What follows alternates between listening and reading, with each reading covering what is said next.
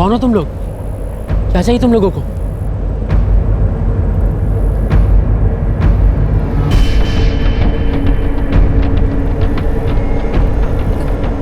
कौन है आप लोग?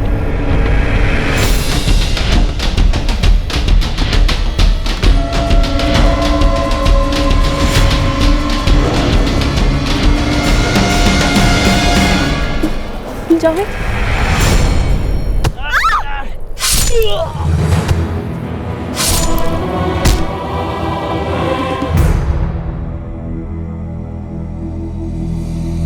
किसी को डर था, ये डर कि ये लड़का और लड़की कहीं हमेशा के लिए एक दूसरे के ना हो जाएं। उनका ये रिश्ता किसी को कांटे की तरह चुभ रहा था और इस डर, इस चुभन को मिटाने के लिए ये हैवानियत बरती गई। इस डबल मर्डर के कुछ देर बाद जब किले का वॉचमैन राउंड पर निकला, तब उसकी नजर इन 2 लाशों पर पड़ी और उसने फौरन पुलिस को इन्फॉर्म किया।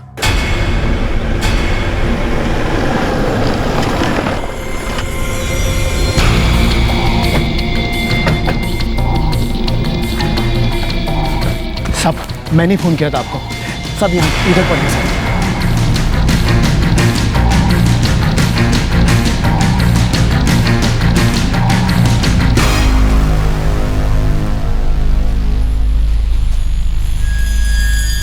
आइए साहब। ये देखिए साहब। साहब, मोबाइल वॉलेट कुछ भी नहीं है। साहब, लड़के के पास अभी कुछ नहीं मिला। मैं तो राउंड पर निकला था साहब और वहां से आ रहा था साहब।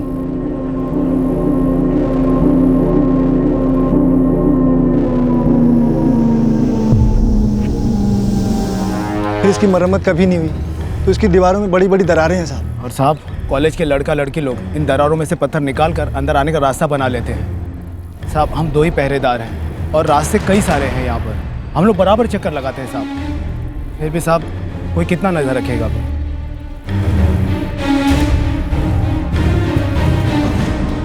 तुम लोगों में से किसी ने कुछ देखा या सुना?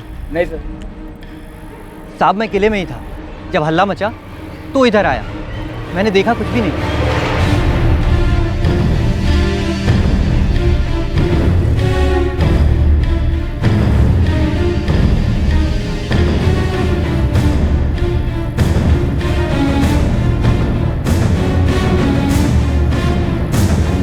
किसी खुदाल या फावड़े का डंडा लगता है। अगर म्यान यहाँ है तो तलवार भी आसपास ही होनी चाहिए। ढूंढो।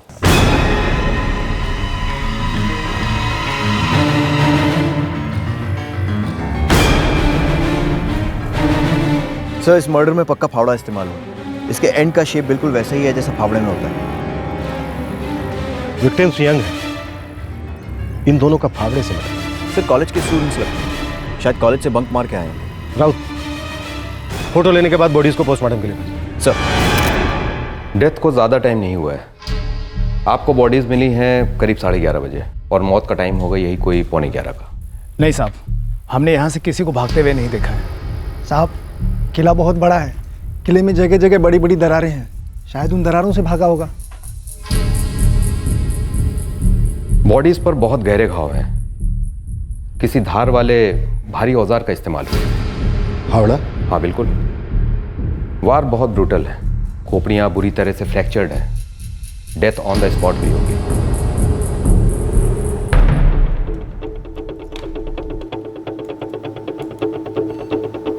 सर, आसपास के सभी पुलिस स्टेशन में फोटो भेज दिए। अभी तक कोई मिसिंग कंप्लेंट्स नहीं आई हैं जो दोनों से मैच करें।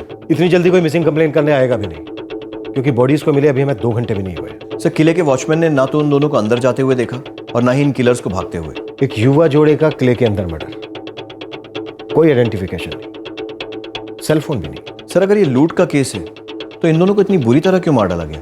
लूट के लिए मर्डर या फिर मर्डर को छिपाने के लिए लूट? ये कहानी राउत तब तक आगे नहीं बढ़ेगी जब तक इन दोनों में से किसी के घर वाले सामने नहीं आते। The number you have called is currently switched off. Please try again later.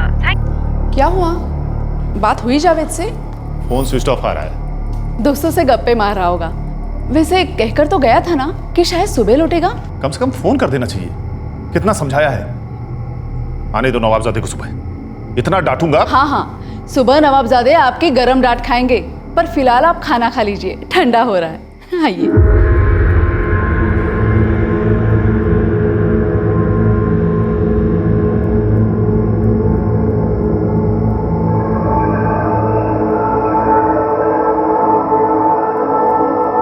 दो जवान लोगों की हत्या हुई थी और उनके परिवार वाले इस बात से बिल्कुल बेखबर थे, लेकिन उन्हें पता चलने में ज्यादा वक्त नहीं लगा। अगले ही दिन लड़के के माता पिता अपने बेटे को ढूंढते हुए खुद पुलिस स्टेशन आ पहुंचे।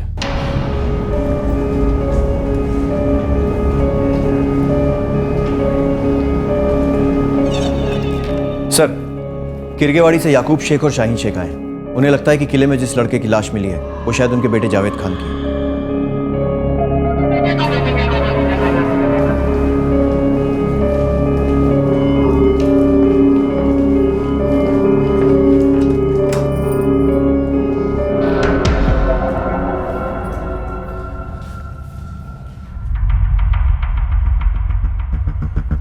याकूब साहब, आपको पता कैसे चला कि आपके बेटे जावेद का खून हो गया है?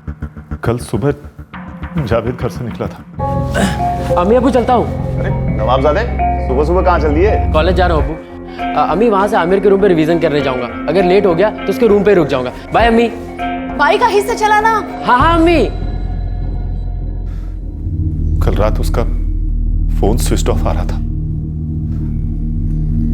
लेकिन हमें फिक्र नहीं हो रही थी क्योंकि वो हमें बता के गया था। लेकिन आज सुबह भी जब वो घर नहीं लौटा तो मैंने उसके दोस्त आमिर को फोन किया। आमिर बेटा, जावेद कहाँ है? उसका फोन ही नहीं लग रहा है। अंकल मुझे नहीं पता, जावेद ना तो कल कॉलेज आया ना ही मेरे रूम पर आया वो। लेकिन हमें तो कहकर गया था कि कॉलेज जा रहा है, फिर वहां से तुम्हारे हॉस्टल जाएगा। मुझसे भी यही कह रहा था जब सुबह मेरी बात हुई थी उससे। वो कह रहा था कि नीलगढ़ किला जा रहा है वो और शाम को मेरे रूम पर आएगा, लेकिन अंकल वो तो आया ही नहीं। फिर हम फौरन नीलगढ़ किले के लिए रवाना हुए।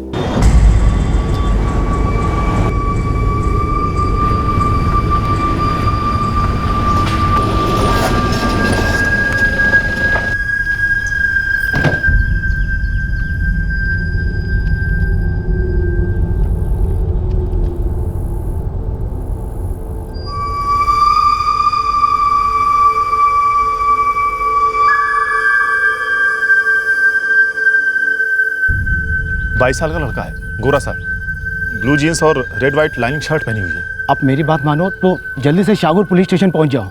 यहाँ कल एक लड़का और लड़की का मर्डर हुआ है। और हम यहाँ आए,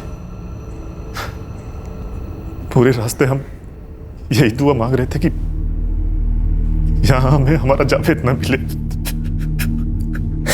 याकूब साहब, आप सुमैया को कैसे जानते हैं? सर, जावेद की दोस्त थी। एक दो बार जावेद के मुंह से ही उसका नाम सुना था। दोनों एक ही इंजीनियरिंग कॉलेज में पढ़ते थे। कहाँ की रहने वाली थी सुमैया? यकीन से तो नहीं कह सकता सर, लेकिन शायद वो बरनौली में रहती थी। जावेद और सुमैया के बीच में कुछ था क्या? सर, जहां तक हमें मालूम है वो सिर्फ उसकी दोस्त थी। कॉलेज के बहुत सारे लड़के लड़कियों से उसकी दोस्ती थी। आमिर, रिचा, रेहान, अनम और सर सुमैया भी थी। पुलिस को लग रहा था कि अभी इस केस में कई राज खुलने बाकी हैं और सुमैया के माँ बाप का अभी तक कोई अता पता नहीं था। जावेद और सुमैया, कुछ राज इनके रिश्ते का ही है। मुझे लगता है इनका मर्डर इनके रिश्ते को लेकर ही हुआ। सर, सुमैया की फैमिली अब तक सामने नहीं आई। आमतौर पर ऐसे केसेस में लड़की के माँ बाप जल्दी परेशान होते हैं। यहाँ बात कुछ और ही है। जावेद और सुमैया के कॉलेज से सुमैया का एड्रेस तो मिल जाएगा।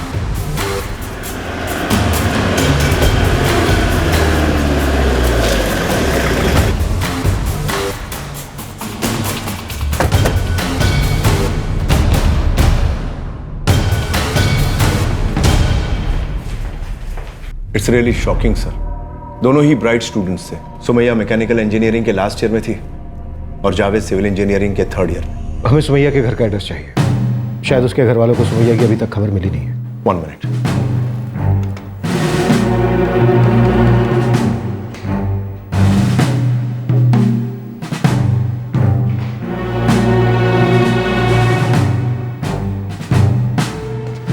Thank you. आमिर, तू जानता था कि वो लोग नीलगढ़ किला गए? अरे हाँ रेहान, सुबह बात हुई थी मेरी उससे। अनम, सुमैया से तेरी कोई बात हुई थी क्या? किस बारे में? उसने अपनी कोई टेंशन या कोई प्रॉब्लम शेयर की थी? यार उसने तो ऐसा कभी कुछ नहीं बताया, और उसे देख के भी ऐसा कुछ लगा भी नहीं था। क्यों रिचा? हाँ, मुझे भी कभी ऐसा कुछ नहीं लगा। समझ नहीं आता कोई उन दोनों को क्यों मार डालेगा। आई तो जस्ट विश जिस किसी ने भी ये सब किया है ना, वो जल्द से जल्द पकड़ा जाए।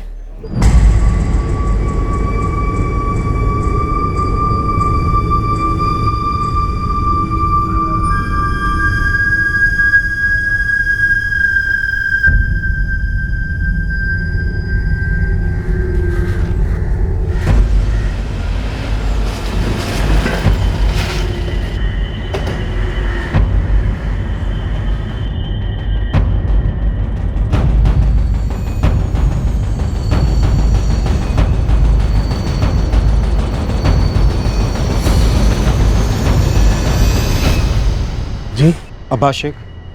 जी हाँ, मैं ही हूँ अब्बास। सुमैया शेख आप ही की बेटी है ना? हाँ। इस वक्त कहाँ है? अपनी सहेलियों के साथ पिकनिक पर गई है। कहाँ? ये आखिर मसला क्या है? आप ये सब सवाल मुझसे क्यों पूछ रहे हैं?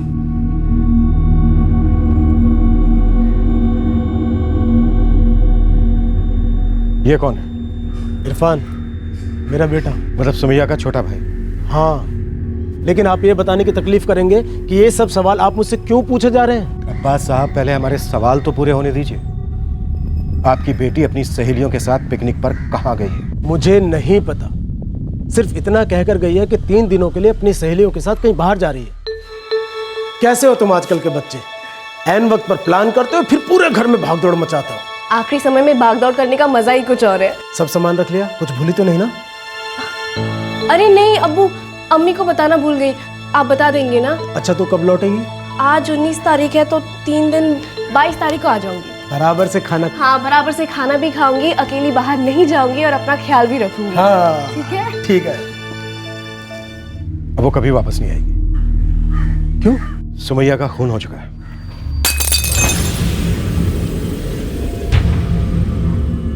नीलगढ़ किले से आपकी बेटी सुमैया और जावेद की लाश बरामद हुई।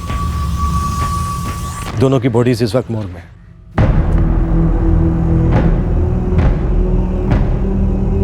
ये मेरे भाईजान इरशाद,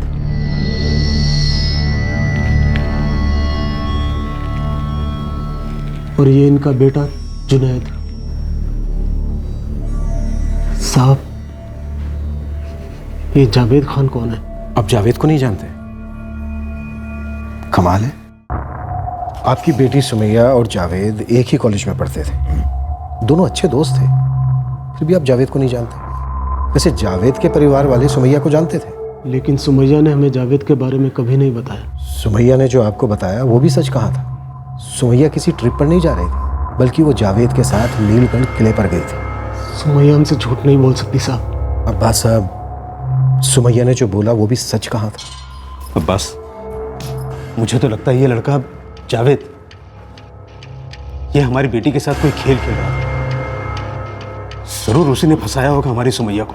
अगर जावेद खेल खेल रहा होता तो वो खुद की जान नहीं गंवाता। खेल तो किसी और ही ने खेला है जावेद और सुमैया के साथ। लेकिन मेरी बेटी को क्यों मारा? सुमैया, सुमैया। बस संभालो अपने आप को।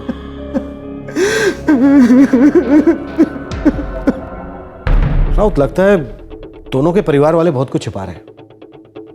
खोदना पड़ेगा। परिवार वाले तो कुछ बोल नहीं रहे हैं। एक काम करते हैं, दोस्तों से शुरुआत करते हैं। जिस दिन जावेद और सुमैया का मर्डर हुआ था, जावेद ने अपने दोस्त आमिर से बात की थी। जावेद नीलगढ़ किले में है, ये बात भी आमिर को पता थी। हो सकता है आमिर और भी बहुत कुछ जानता हो जो दोनों की फैमिलीज नहीं जानती। हेलो जी। जी आता हूँ।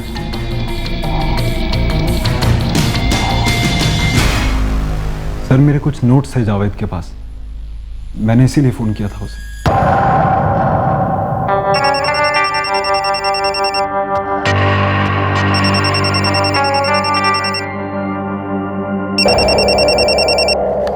हाँ आमिर बोल।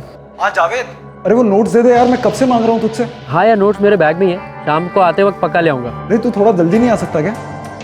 भाई असाइनमेंट कंप्लीट करना है मुझे अपना। यार अभी तो नहीं आ सकता, प्लीज सुमैया के साथ हूँ, हम लोग नीलगढ़ किला जा रहे हैं, क्या कर यार।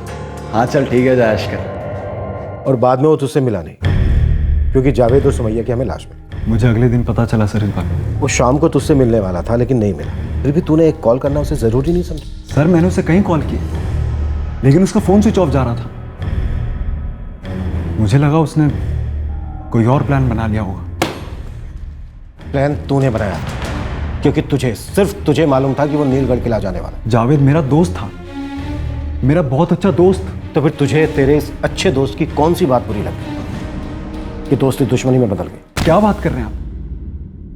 मैं और जावेद बहुत अच्छे दोस्त थे सर। सर हम साथ साथ पढ़ते थे। वो कितनी बार रात को मेरे हॉस्टल रूम में रुका है सर। मेरी जावेद से कोई दुश्मनी नहीं थी सर। तो फिर किसकी दुश्मनी थी जावेद के साथ, जिसने उसे इतनी बेरहमी से मार डाला?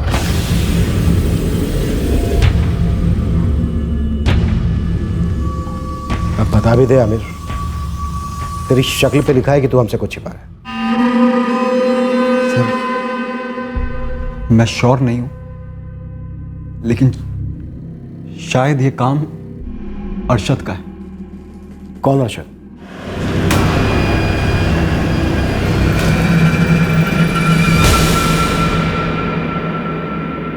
इस अरशद की क्या दुश्मनी थी जावेद के साथ या सुमैया के साथ?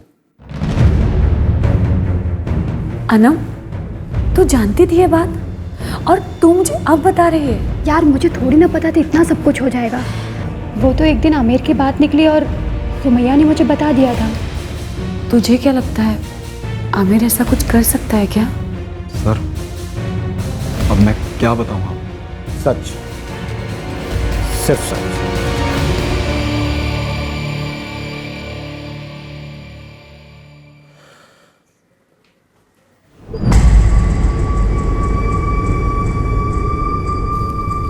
क्या है? वो सुमैया कहाँ गई थी? मुझे भी नहीं बताया कुछ उसने। क्योंकि तुझे बताना जरूरी नहीं था। आई बात समझ में? जा पानी लेकर आ। जी। बुरी नजर लग गई उस लड़की की हमारे बेटे पर।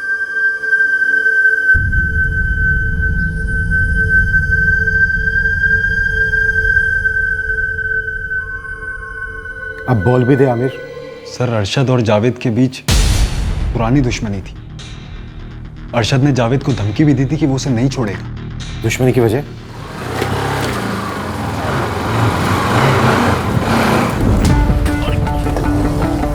अबे क्या कर रहा है? ये मेरी जगह है, यहाँ हमेशा मैं पार्क करता हूँ। ये कॉलेज की जगह है, जो पहले आएगा वही पार्क करेगा। अबे बोला ना ये मेरी जगह है, चल निकल। अबे कॉलेज तेरे बाप की है क्या? हाँ है मेरे बाप की। क्या कर लेगा बे? अच्छा तो फिर तेरी बाइक ने भी एडमिशन लिया होगा, उसका भी आई कार्ड बना होगा। एक काम करना, बाइक लेके क्लासरूम में पार्क कर, क्योंकि कॉलेज तेरे बाप की है ना। हाँ क्लासरूम में तो बाद में जाऊंगा, पहले तेरे को यहाँ पे पार्क करूँ। कोशिश करके देख ले। तू ऐसे नहीं मानेगा ना।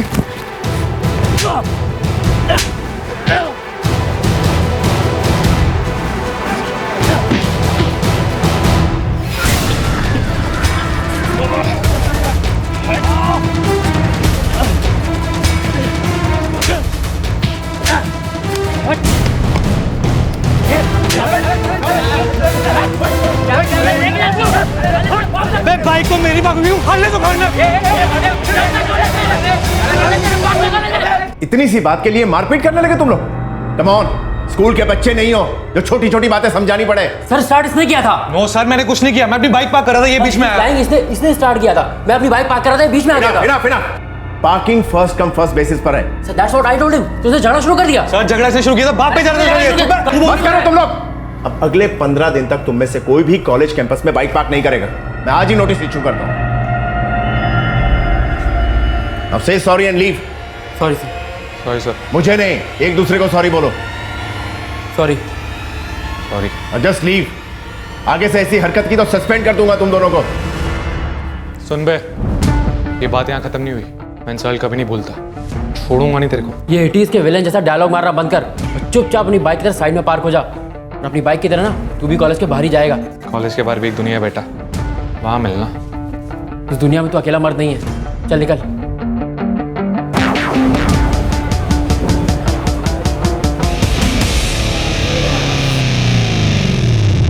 कब की बात है? यही कुछ 2 महीने हुए होंगे सर। तुम्हारे कहने का मतलब है कि पार्किंग जैसी छोटी सी बात के लिए जावेद की जान गई?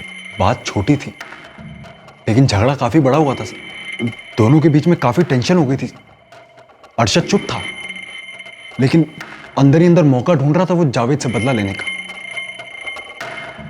बिस्मिल्लाहिर्रहमानिर्रहीम सल्लल्लाहु अलैहि सल्लल्लाहु तआला अलैहि वसल्लम सलातु व सलाम अलैका या हबीबी या रसूलल्लाह सल्लल्लाहु तआला अलैहि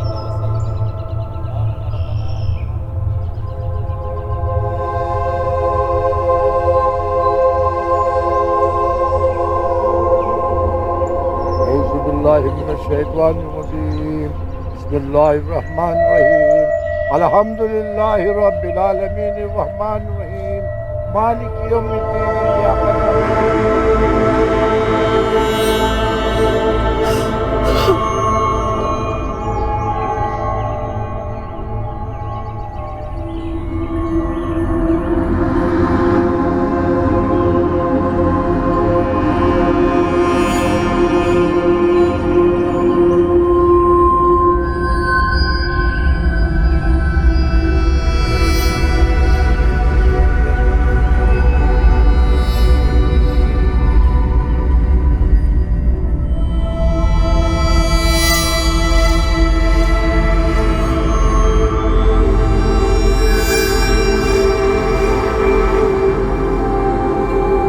एक दूसरे से प्यार करने वाले दो युवा महज 20-21 साल की कम उम्र में इस दुनिया से रुखसत हो गए। क्या उनकी मौत एक सोची समझी साजिश थी जो अरशद ने पार्किंग को लेकर हुए झगड़े का बदला लेने के लिए रची थी?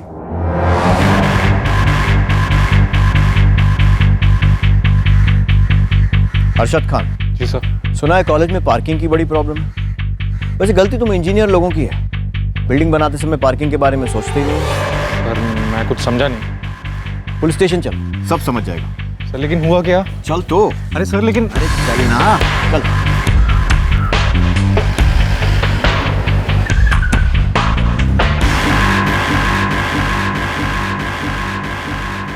सुना है बहुत गुस्सा आता है तुझे। पार्किंग नहीं मिली तो 2 लोगों को मरवा दिया। मरवा दिया? सर ये क्या कह रहे हैं आप? वही जो तूने किया है। अब तो हमें सिर्फ ये बता कि जावेद और सुमैया को मरवाने की कितने की सुपारी दी थी तूने? सर आप बेकार में मुझ पर शक कर रहे हैं। मैंने कोई सुपारी नहीं दी। मानता हूं मेरा उसके साथ झगड़ा हुआ था, गुस्सा भी आया था, लेकिन बाद में मैं उस पूरे एपिसोड को भूल गया था। अच्छा, तूने कहा और हमने मान लिया? सर कॉलेज में जब जावेद की डेथ की बात फैली तब मुझे पता भी नहीं था कि वो कौन था। फिर किसी ने याद दिलाया कि वही लड़का है जिसके साथ मेरा झगड़ा हुआ था। और सर झगड़े के वक्त मुझे उसका नाम भी नहीं पता था। चल बैठ, एक बात बताता हूं तुझे। तेरे जैसे ना बहुत भुलक्कड़ लोग आते हैं मेरे पास। पहली बार जब मुझसे मिलते हैं तो उन्हें कुछ याद नहीं होता, लेकिन जब मेरे डंडे से दोस्ती होती है ना उनकी, तो सब कुछ याद आ जाता है। फिर तसल्ली के साथ बैठकर हम गुफ्तगू करते हैं। अब तो ये बता कि ऐसे ही बताएगा या फिर थोड़ी खातिरदारी के बाद? सर आपको मेरे बारे में जरूर किसी ने कुछ गलत बताया है। मेरे और जावेद के झगड़े का कोई फायदा उठा रहा है। सर मैं इतना बेवकूफ़ नहीं हूँ जो पार्किंग जैसी माइनर बात को लेकर किसी का मर्डर करता हूँ। अगर याद रहता तो शायद उससे दोबारा झगड़ा करता। कि मर्डर जैसा क्राइम करके मैं अपनी लाइफ क्यों बर्बाद करूंगा? अब आप यहाँ पूछो या डंडे से दोस्ती के बाद, मेरा जवाब यही रहे।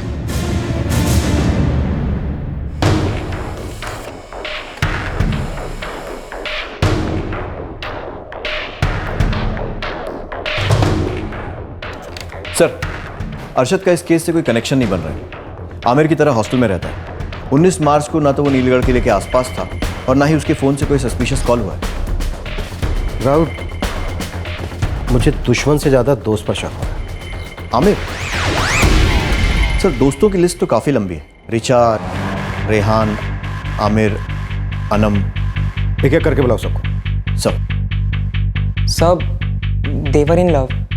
सुमैया जावेद से 1 साल सीनियर थी और वो दोनों 3 साल पहले मिले थे सर, कॉलेज फेस्टिवल में।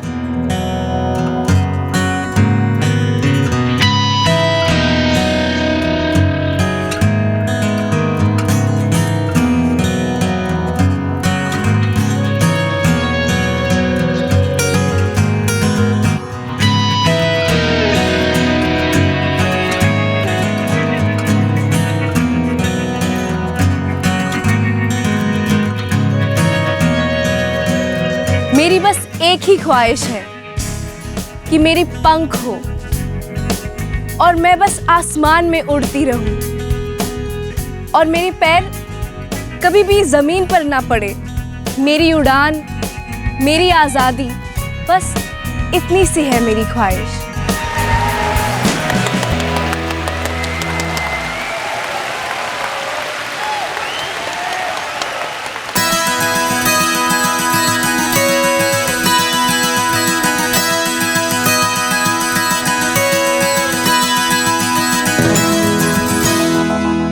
सब 3 साल से वो लोग साथ में ही थे and they were happy together.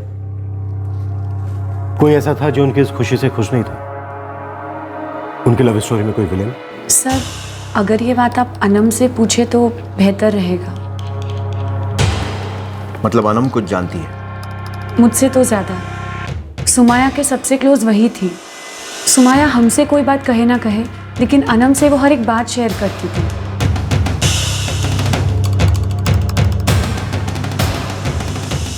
क्या सुमैया ने तुम्हें ऐसी कोई बात बताई थी जो इस केस से जुड़ी हो सकती है? एक बार सुमैया ने मुझे बताया था कि आमिर भी उसे लाइक करता है और उसने प्रपोज भी किया था। लेकिन सुमैया तो जावेद को लाइक करती थी, ना कि आमिर को, राइट? सुमैया आमिर को सिर्फ अपना दोस्त मानती थी।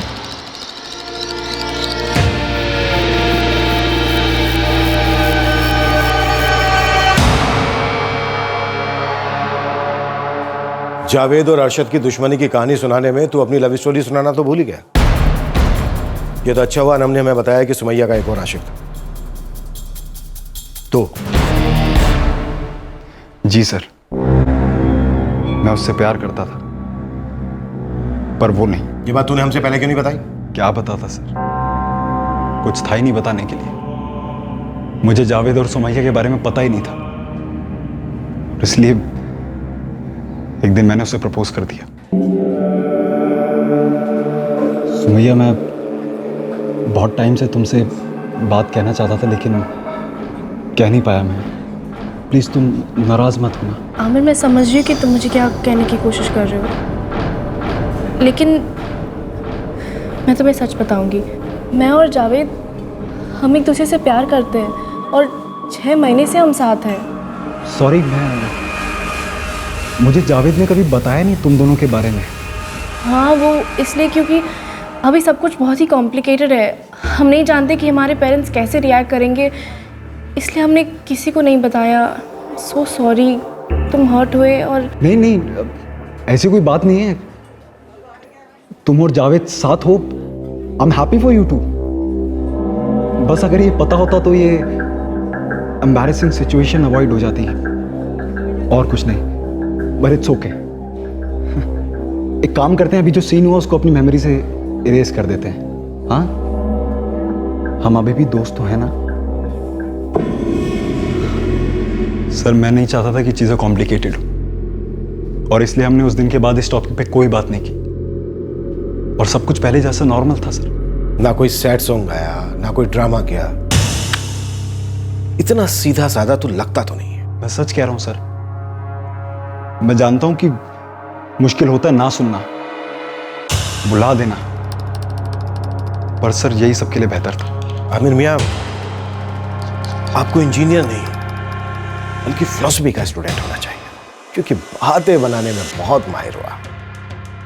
पहले अरशद की दुश्मनी की कहानी सुनाकर उसे टारगेट बनाने की कोशिश की, और अब जावेद और सुमैया की फैमिली प्रॉब्लम का राग अलापना शुरू कर दिया। सर, मैं आपको वही सब बता रहा हूं जो सुमैया ने मुझे बताया था। फैमिली प्रॉब्लम वाली बात खुद सुमैया ने मुझे बताई थी सर। आमिर के मुताबिक सुमैया को इस बात का डर था कि उसकी और जावेद की फैमिली शायद उनके इस रिश्ते को मंजूरी नहीं देगी। क्या यह बात एक अहम लीड थी जो इस केस को नई दिशा देने वाली थी, या फिर पुलिस को बहकाने की एक और कोशिश? लेकिन पुलिस को आमिर के खिलाफ ऐसा कोई सबूत नहीं मिला जिससे कि यह साबित हो सके कि वो पुलिस को गुमराह करने की कोशिश कर रहा था। सर, आमिर के फोन रिकॉर्ड्स तो एकदम क्लीन है। फिर भी नजर रखो। सर, फैमिली से पूछताछ करनी है। राव, तो एक काम करो, अनम को फिर से बुलाओ। अनम सुमैया के सबसे ज्यादा करीब थे। सुमैया की फैमिली में अगर कुछ प्रॉब्लम थी तो उसने अनम को कुछ ना कुछ जरूर बताया। सर, आमिर एक बार हमें नो एंट्री में घुमा चुका है, कहीं हम दोबारा उसकी बातों में तो नहीं आ रहे। आमिर जैसा दिखता है वैसा है नहीं। फिर भी चांस तो लेना पड़ेगा।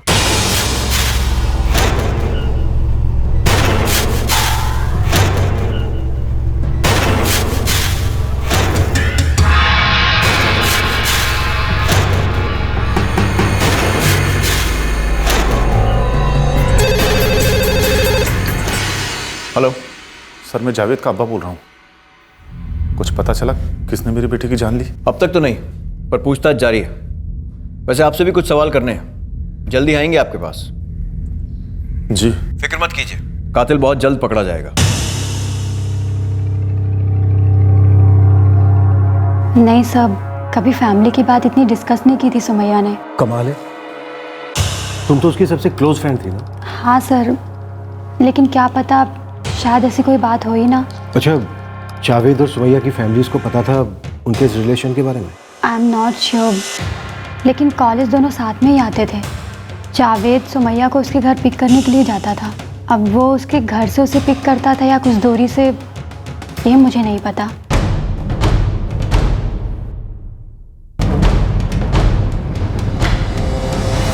सर, जावेद के पेरेंट्स और सुमैया के फादर के फ़ोन रिकॉर्ड्स चेक किए हैं, कुछ भी हाथ नहीं लगे। और सुमैया की माँ तो मोबाइल फ़ोन यूज़ ही नहीं करती है। एरिया में जितने भी हिस्ट्री शीटर हैं सबको राउंड अप कर लो। पैरोल या जमानत पर बाहर आए सभी सुपारी उठाने वालों को भी आड़े हाथ लो। खबरियों को भी काम पे लगा देता हूँ। अगर उन दोनों की सुपारी दी गई थी तो बात दूसरे ग्रोह में भी फैली। सर,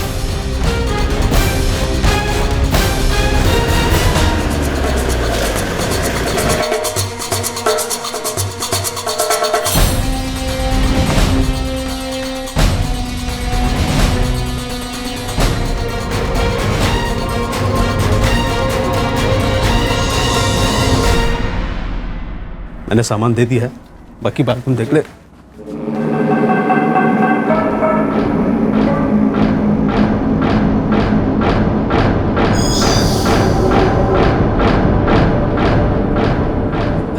इंस्पेक्टर साहब, कैसे आना होगा? अच्छा है आपने भी ये सवाल पूछ लिया। वैसे जावेद के घर वाले 2 दिन में 4 बार हमसे ये सवाल कर चुके हैं, लेकिन आप लोगों ने अभी तक इसमें कोई दिलचस्पी नहीं दिखाई। हम क्या पूछते, हम तो इस गम से उबरने की कोशिश कर रहे हैं। औलाद को खोने से बड़ा गम कोई और नहीं होता। वैसे दुख तो आपकी बीवी को भी बहुत हुआ, लेकिन वो अपनी बेटी की लाश तक देखने नहीं आई। जान सकता हूं क्यों? कमाल की बात कर रहे हैं इंस्पेक्टर साहब आप। अरे कौन सी माँ अपनी बेटी की खून से सनी लाश देख सकती है?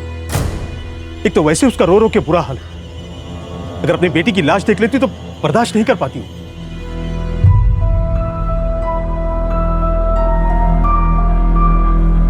हम जब भी आते हैं वो पर्दा करके अंदर चली जाती है।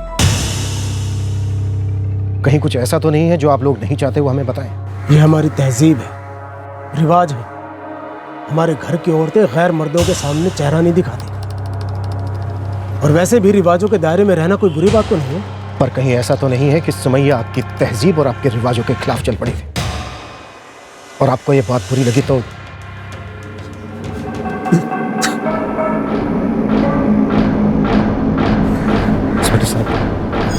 आप क्यों इसके जख्म को रेत रहे हैं? एक तो वैसे इसकी तबीयत नासाज चल रही है, सुमैया की मौत का गहरा सदमा पहुंचा है इसे। आप प्लीज इसे परेशान मत कीजिए। तो क्या थोड़ी सी परेशानी आपको दे सकता हूं? क्या आप जानते थे जावेद सुमैया को रोज कॉलेज तक लिफ्ट देता था? 3 सालों से उनका ये रिश्ता चल रहा था। बस कीजिए आप, मेरी मरहूम बेटी पर कीचड़ मत उछालिए। सुमैया निहायत सीधी और नेक लड़की थी, वो हमारी पीठ पीछे कुछ नहीं करती थी। मान लो, लेकिन एक बात आपकी जानकारी के लिए बता दूं शेख साहब, हम पुलिस वालों का भी ना एक रिवाज होता है, मुजरिम को सजा दिलाना, और मैं इस रिवाज का बहुत पक्का हूं, जिद्दी भी।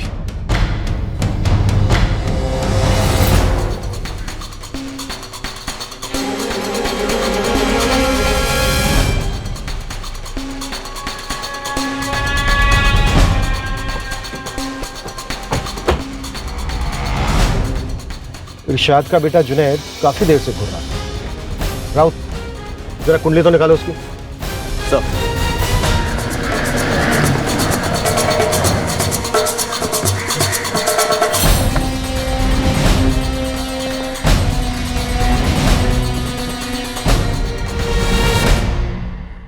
सर कुछ पता चला? पता चलना तो मुश्किल है। क्या करें, आप सच जानना तो चाहते हैं लेकिन हमें पूरा सच नहीं बता रहे। नहीं सर, ऐसा कुछ भी नहीं है। 3 सालों से आपके बेटे का अफेयर चल रहा था। ऐसा हो ही नहीं सकता कि आप लोगों को मालूम ना। याकूब साहब, आप जानते थे कि वो दोनों सिर्फ दोस्त नहीं थे। कि जो आपका आधा सच और आधा झूठ है ना, जब इस केस को सोल्व नहीं करने देगा। आप समझ रहे हैं ना मैं क्या कह रहा हूं? वो जावेद और सुमैया एक दूसरे से प्यार करते थे, ये बात हम जानते थे, और सुमैया के घर वाले भी। वो दोनों शादी करना चाहते थे और यही बात करने जावेद सुमैया को घर भी लाया था, हमसे मिलवाने।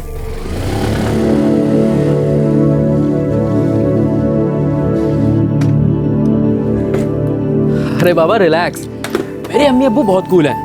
उन्हें बढ़ाना कोई मुश्किल काम नहीं है, बस उनको देख के स्माइल करती रहना। वैसे भी किसी को इम्प्रेस करने के लिए वहीं तो स्माइल ही काफी है।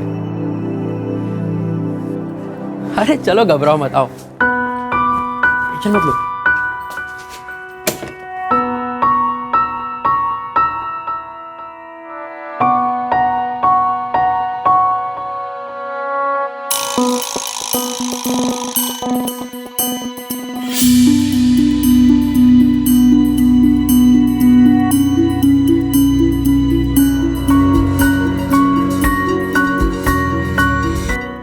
हम उनके रिश्ते के खिलाफ नहीं थे, हमें तो सुमैया अच्छी लगी थी, हम खुश थे।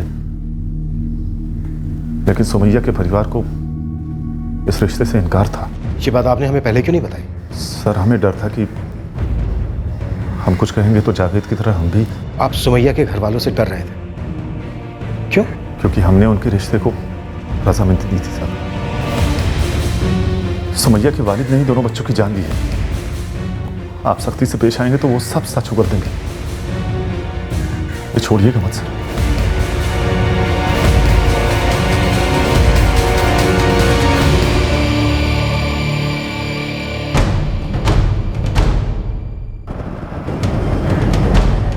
अब्बास शेख को पुलिस स्टेशन बुलाओ। बहुत झूठ बोल दिया उसने, अब इसे सच उगलवा दो। सर, मुझे लग रहा है कि याकूब खान का सच अधूरा सच है। इस केस के बहुत से राज अभी दफन हैं।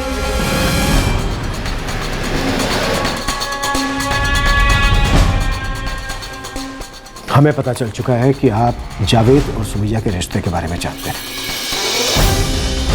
हमें शक है कि आपने ही अपनी बेटी को मरवाने की साजिश की। थोड़ा सोच के जवाब दें, क्योंकि आपका एक और झूठ हमारे शक को यकीन में बदल सकता है। यही वजह थी कि मैंने आपको पहले सच नहीं बताया, क्योंकि मैं जानता था कि आपका सबसे पहला शक हम पर ही होगा। शक तो अभी भी हमें आप पर है। आपको उन दोनों के रिश्ते के बारे में किसने बताया? खुद सुमैया ने। इन्हीं सब चीजों के लिए कॉलेज जाने की जिद कर रही थी? नहीं अब्बू, ऐसा नहीं है। अचानक से ये सब हो गया और पता ही नहीं चला कब क्या। अब्बू जावेद अच्छा लड़का है। कब से जानती हो उसे? 3 सालों से। उसके घर वालों को पता है? मान जाएंगे वो रिश्ते के लिए? बोल। अब्बू जावेद को नहीं पता कि वो राजी होंगे या नहीं, लेकिन वो कोशिश कर रहा है। मेरी बेटी भोली थी, जो जावेद के घर वालों से उम्मीद लगाए बैठी थी। उन्होंने आपसे झूठ कहा है। जावेद का परिवार इस रिश्ते के खिलाफ था। मैंने सुमैया को कितनी मर्तबा समझाया कि वो बड़े पैसे वाले लोग हैं, बिल्डर हैं, ये कभी बर्दाश्त नहीं करेंगे। और वही हुआ जो लोग अपने बेटे को मारने में नहीं हिचकिचाए।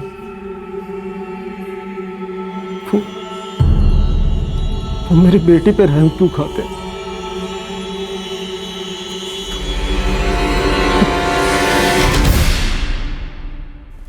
कमाल है, दोनों एक दूसरे पर इल्जाम लगा रहे हैं। सर दोनों में से कोई एक तो झूठ बोल रहा है, लेकिन कौन? मुझे लगता है दोनों सच छिपा रहे हैं। सर क्या ये हो सकता है कि ये दोनों की मिली भगत हो? दोनों इस रिश्ते के खिलाफ थे, लेकिन बच्चे जिद पर अड़े हुए थे, तो दोनों ने मिलकर फसाद की जड़ को ही खत्म कर दिया। लेकिन फसाद की जड़ है क्या?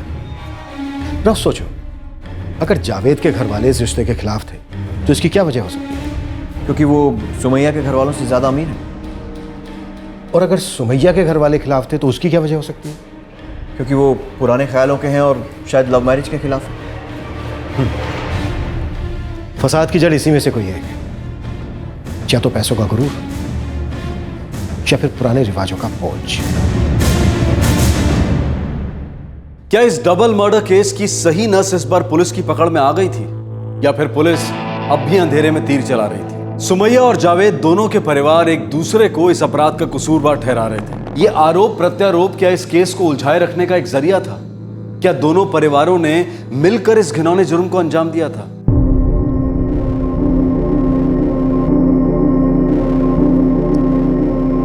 क्या जावेद कभी सुमैया के घर वालों से मिला था? पता नहीं, उसने कभी बताया नहीं।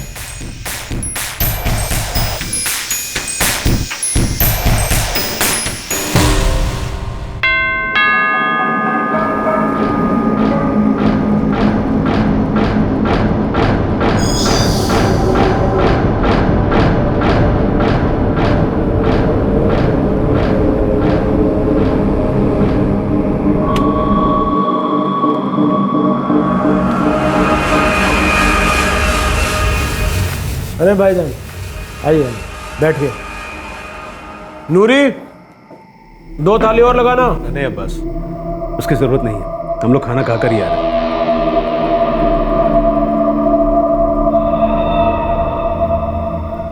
क्या हुआ? चाचा जान, सब जगह हमारे घर की ही बातें हो रही है। सब एक ही सवाल पूछ रहे हैं कि क्या हम सुमैया और उस लड़के के निकाह के खिलाफ थे? सुमैया ने ठीक नहीं किया, उस जावेद से रिश्ता जोड़कर हमारी इज्जत को खाक में मिला दिया उसने।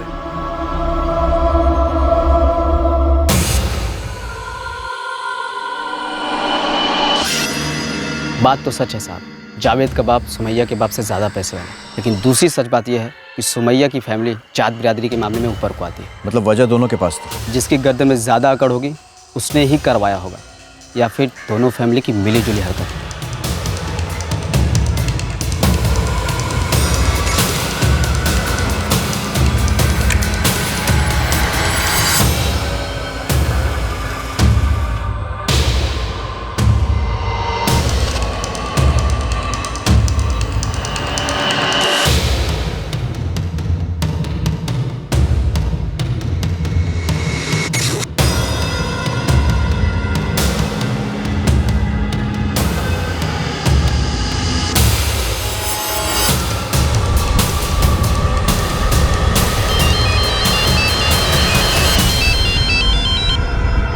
हेलो इरशाद साहब, सब इंस्पेक्टर राउत बोल रहा हूँ पुलिस स्टेशन से। आपसे कुछ बातें जाननी थी, कुछ देर के लिए यहाँ तशरीफ लाएंगे? बात क्या है साहब? दरअसल हम ये जानना चाहते हैं कि आपने अपने होने वाले दामाद जावेद से क्या बातें की थी।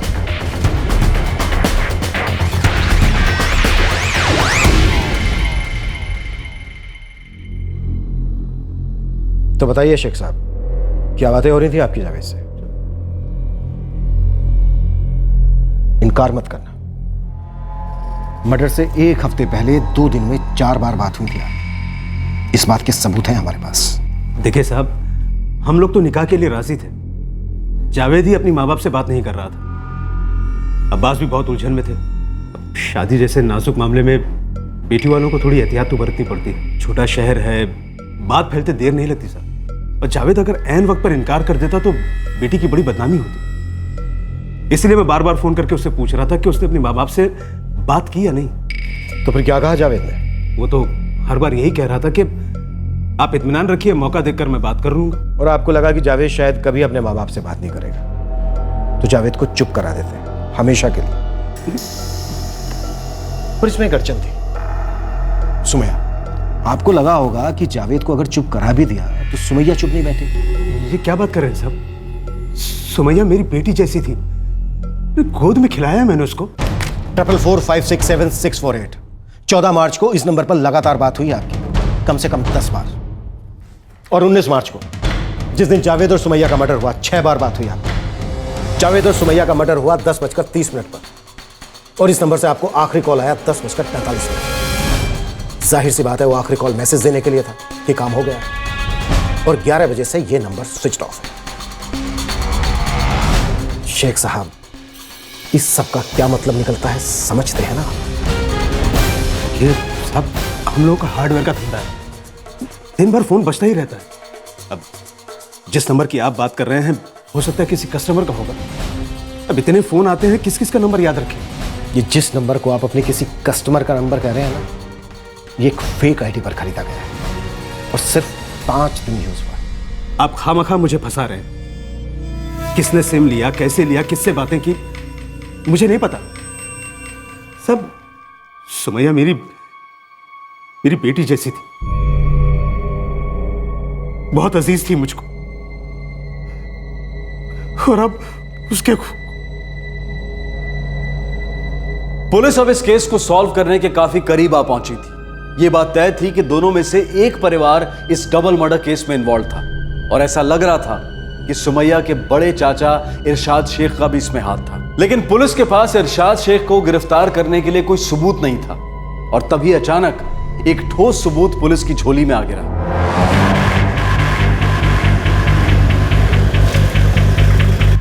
सलाम साहब। साहब ये उस्मान बोले तो वो किले के केस के बारे में कुछ बोलना चाहते। बोलो उस्मान। साहब एक बंदा है साहब, नवनाथ मौर्य, आप उनको नागपुर जेल में मिला साहब। उसका इस केस से क्या कनेक्शन है? साहब वो 10 मार्च को जेल से छूटा था साहब। जाते वक्त अपन को बोला कि बाहर कोई बहुत बड़ा काम मिला है उसे। चल उस्मान, छुट्टियां खल्लास, वापस काम पे लौटने का टाइम आ गया है। बाहर अपने लायक कोई काम हो तो बताना। पक्का। सुन इधर, अगर 2-3 दिन में यहाँ से निकलने का कोई जुगाड़ लगे ना तो मेरे को बोलना। एक सॉलिड काम है तेरे लिए, सांगुर में। क्या काम है भाई? एक लैला मजनू है, ज़्यादा अपने को नहीं मालूम। राघव दादा ने बुलाया मेरे को। ठीक है भाई, अपन जैसे जेल से बाहर आएगा कॉल करेगा आपको। साहब ये नवनाथ पहले भी हाफ मर्डर केस में 2 बार जेल जा चुका है साहब। जब मुश्ताक ने अपने को वो शाहगुर वाले किले के बारे में पूछा ना साहब, तब अपना बल्ब जला साहब। हिस्ट्री शीटर है सर, मर्डर की सुपारी लेता है। बहुत सारे केसेस में वांटेड है, पर ऊपर तक कांटेक्ट है तो बेल मिल जाती है।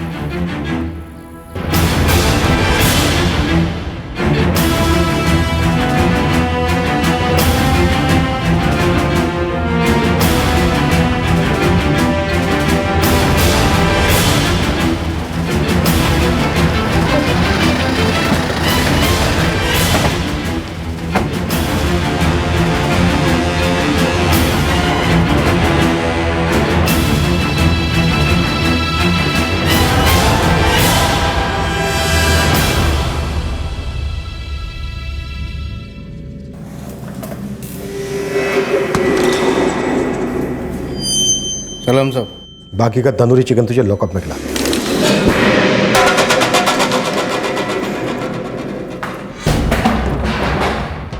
लड़के का नाम जावेद, लड़की का नाम सुमैया। 19 मार्च, नीलगढ़ किला। आया कुछ याद?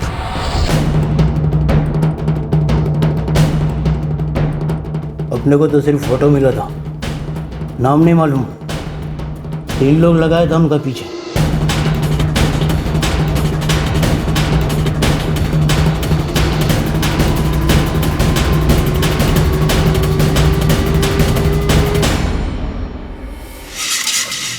पूरे 4 दिन फॉलो किया मेरे लड़कों ने उन दोनों को। किसने बताया कि 19 तारीख को वो दोनों नीलगढ़ किला जाने वाले हैं? किसी ने नहीं साहब। गेम बजाने का वही दिन डिसाइड हुआ था। ये तो चांस का बात है कि वो लोग किले पर ही थे। वैसे तो वो लोग अक्सर जाते थे, पिछले 4 दिन में 2 बार पहले भी गए। अपने छोकरों लोग को मौका मिल गया।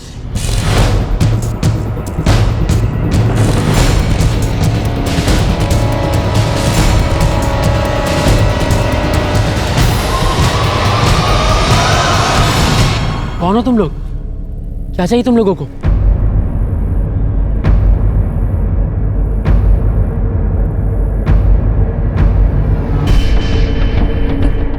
कौन है आप लोग?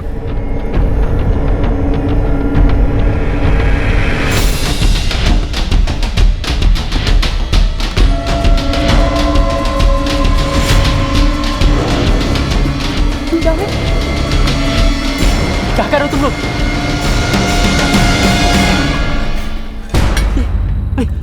ये क्या कर रहे हो? हाँ? हेल्प! हेल्प! हेल्प! जावेद ये क्या? भाई साहब प्लीज जावेद छोड़ दीजिए।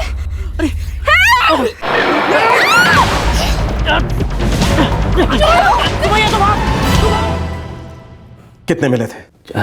4 लाख। किसने दिए थे?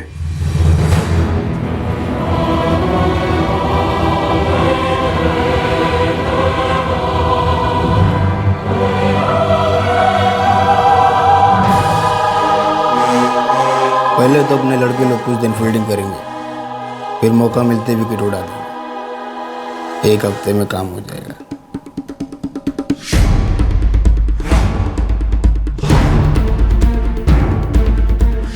अब्बास या अरशाद, इन दोनों में से किसको जानता है तू? किसी को नहीं। मेरा एक आदमी किसी जुनैद शेख को जानता है। वो शायद इन्हीं दोनों में से किसी एक का लड़का है।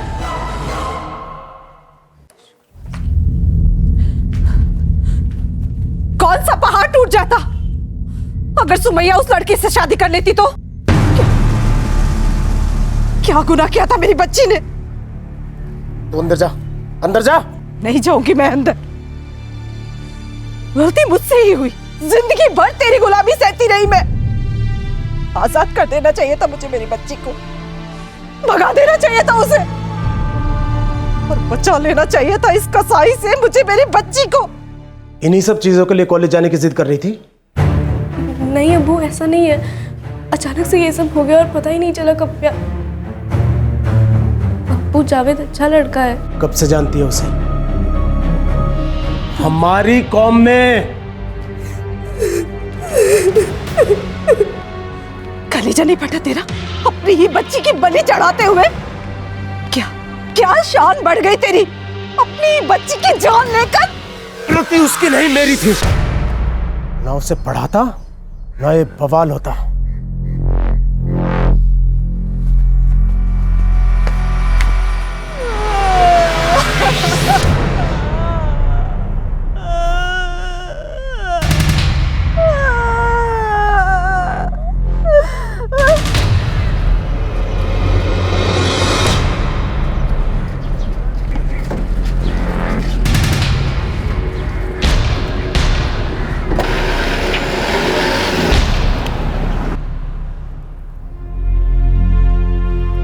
वो लोग उसे फोन पे धमकियां दे रहे थे, लेकिन जावेद ने हमें कभी क्यों नहीं बताया? इरशाद चाचा मेरी बात तो सुनिए। तू मेरी बात सुन लड़के, सुमैया से दूर रहे, इसी में तुम दोनों की खैरियत है। और अगर तूने मेरी बात नहीं मानी ना तो बहुत बुरा होगा। तू जानता नहीं है मुझे, मैं कुछ भी कर सकता हूं। जावेद को समझना चाहिए था, उसका प्यार सच्चा था, लेकिन वो ये जानता था कि सुमैया का परिवार इसके लिए कभी राजी नहीं होगा। वो अगर सुमैया को बुला देता तो हम अपना बेटा कभी नहीं खोते।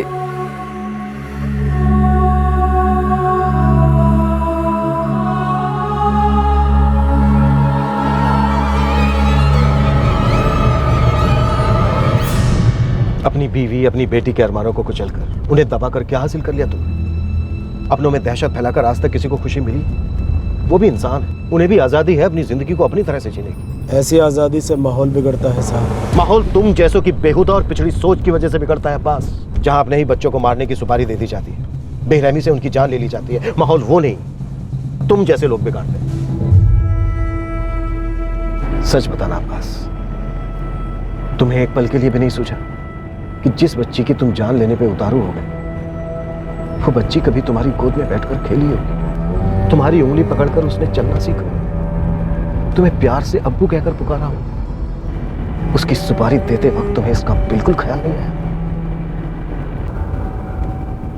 बहुत समझाया, डराया, क्या नहीं कहा उस जावेद को, मगर फिर भी दोनों मिल रहे हैं। गलती अपनी सुमैया की भी तो है। देखा बस, सुमैया अगर इसी तरह से मनमानी करती रहे ना तो बिरादरी में बहुत थू-थू होगी हमारी। लोग हमें इल्जाम देंगे कि हम अपनी बच्ची पर काबू नहीं रख पाए। बड़ी गलती की इसे कॉलेज में पढ़ा के। ये सारी मुसीबत कॉलेज में लड़कों के साथ पढ़ने से होती है। अगर इज्जत बचानी है तो कुछ ना कुछ तो करना ही पड़ेगा, सबक सिखाना पड़ेगा, कभी ना भूलने वाला सबक। और कैसे? मैं एक बंदे को जानता हूँ, बड़ा खतरनाक है, इस काम के लिए बिल्कुल सही है। कैसा काम? कहीं आप लोग जेकब बॉस, जज्बाती मत बनो। भाईजान बच्ची है वो हमारी। किसी को हक नहीं है हमारी इज्जत के साथ खिलवाड़ करने का, और जो ये जुर्रत करेगा उसे छोड़ेंगे नहीं। सब कुछ चला जाए मगर आन नहीं जानी चाहिए।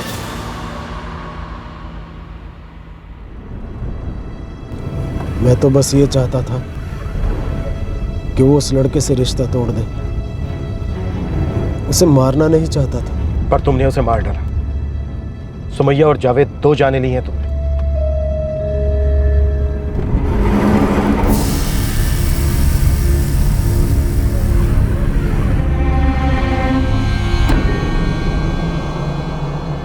मुझे नहीं लगता कि हमारे पेरेंट्स कभी राजी होंगे। मुझे भी ऐसा ही लगता है। तो अब हम क्या करेंगे? पता नहीं, पहले पढ़ाई तो पूरी कर ले, फिर आगे कोई ना कोई रास्ता निकालेंगे। देखो, एक बार पढ़ाई पूरी हो गई तो कहीं ना कहीं अच्छी जॉब तो मिल ही जाएगी, और अगर हम अपने फैसले पे अड़े रहे तो हमारे पेरेंट्स को आज नहीं तो कल हमारी बात माननी ही पड़ेगी। एक बात बताओ, तुम्हारे पेरेंट्स तुमसे प्यार तो करते हैं ना, राइट? तो बस फिर डरने की क्या बात है। वो जैसा फिल्मों में होता है ना, दी एंड से पहले वो हमें समझ भी जाएंगे और हमें अपना भी लेंगे। Happy ending. तुम्हारी यही क्वालिटी मुझे सबसे ज़्यादा पसंद है। तुम कितने पॉजिटिव हो, अ ट्रू ऑप्टिमिस्ट।